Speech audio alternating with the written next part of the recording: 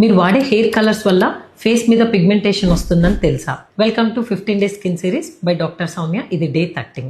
Daily TV ads or groceries మనకి ఈజీగా available అయ్యే హెయిర్ కలర్స్ని వాడుతూ ఉంటాం.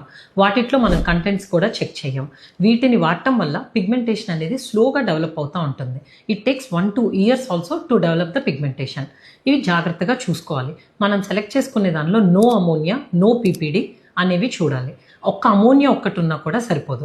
పీపీడీ అనే హార్ష్ కెమికల్ కూడా ఈ క్యూటికల్ని డ్యామేజ్ చేసి కలర్ పెనట్రేట్ అవడానికి వాడతారు.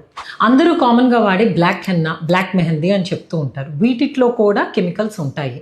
ఇవి న్యాచురల్ అని చాలామంది అపోహపడతారు. ఏ హెయిర్ కలర్ అయినా న్యాచురల్ అని వాళ్ళు చెప్పినా మీ హెయిర్ మీద పెట్టుకున్న తర్వాత వైట్ హెయిర్ బ్లాక్ అవుతుందంటే కెమికల్స్ ఉన్నట్టే.